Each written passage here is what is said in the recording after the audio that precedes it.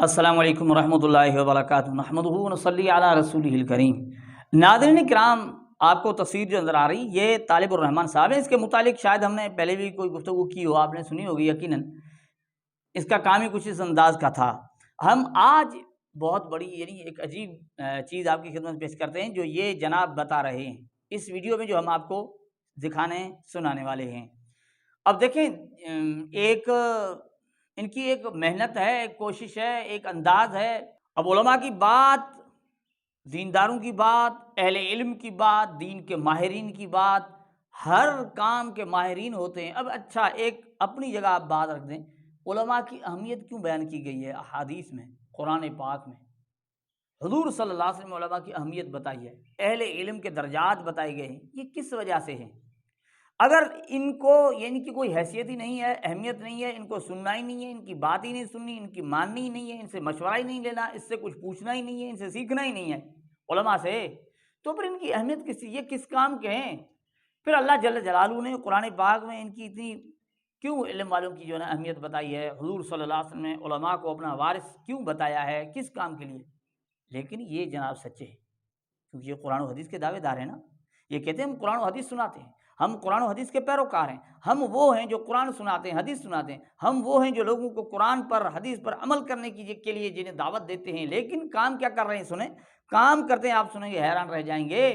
یہ علماء کو پادریوں کے ساتھ ملاتے ہیں، علماء کو پیسوں پر فتوے بیچنے والے بتا رہے ہیں، علماء سے دور بھاگنے کی دعوت دے رہے ہیں، علماء سے جان چھڑانے کی بات کر رہے ہیں، علماء سے اپنے آپ کو بچانے کی دعوت دے رہے ہیں۔ یہ میں یوں ہی ہوائی باتیں نہیں کر رہا، آپ سماعت فرمائیں اس کو۔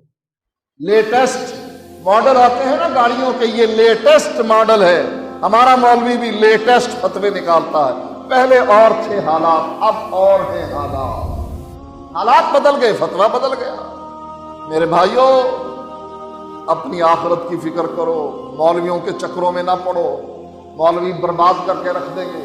یہ پادری، یہ مولوی، یہ مفتی، یہ پیر کسی کے نہیں، پیسے کے پتر ہیں یہ۔ جہاں سے مال زیادہ ملتا ہے اس کے حق میں بیان دے دیتے ہیں۔ شریعت سمجھو، شریعت کس کی؟ اللہ کی۔ شریعت ساز اللہ ہے، نبی پر اتارنے والا ہے، نبی آگے پہنچانے والا ہے۔ یہ عقیدہ رکھو گے تو فلاح ملے گی، عقیدہ چھوڑو گے تو بربادی ہوگی۔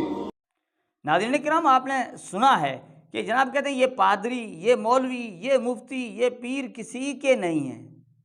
دیکھیں نا، یہ پادریوں کو ساتھ ملا رہا ہے۔ یہ پادری، یہ مولوی، یہ مفتی، یہ پیر کسی کے نہیں ہیں۔ کس کے ہیں؟ کہتے ہیں پیسے کے پتر ہیں۔ اب یہ بتا دیں کہ پیسے کے پتر ہیں یہ تمام علماء کو، کوئی اس میں تخصیص نہیں کر رہا، کوئی تخصیص نہیں کر رہا۔ آپ عام طور پر کہہ رہا ہے، کہتا ہے ان سے بچو، ان سے بچو۔ یہ پادری، یہ مولوی، یہ مفتی، یہ پیر کسی کے نہیں، یہ پیسے کے پتر ہیں۔ حیرانگی کی بات ہے، کہتے ہیں جہاں سے مال ملتا ہے اس کے حق میں بیان دیتے ہیں۔ علماء کا کام ہی ہے کہ جہاں سے پیسہ ملتا ہے وہاں ان کے متعلق بیان کرتے ہیں یا فتویٰ دیتے ہیں، دین حق بیان ہی نہیں کرتے۔ پھر دین حق کہاں ہے؟ پھر ہم جو تراجم پڑھ رہے ہیں یہ کس کے لکھے ہوئے ہیں؟ پھر ہم تفاسیر پڑھ رہے ہیں یہ کس کی لکھی ہوئی ہیں؟ احادیث کا ترجمہ لکھا ہوا ہم کس کا پڑھ رہے ہیں؟ حدیث کی شروحات لکھی ہوئی ہم کس کا پڑھ رہے ہیں؟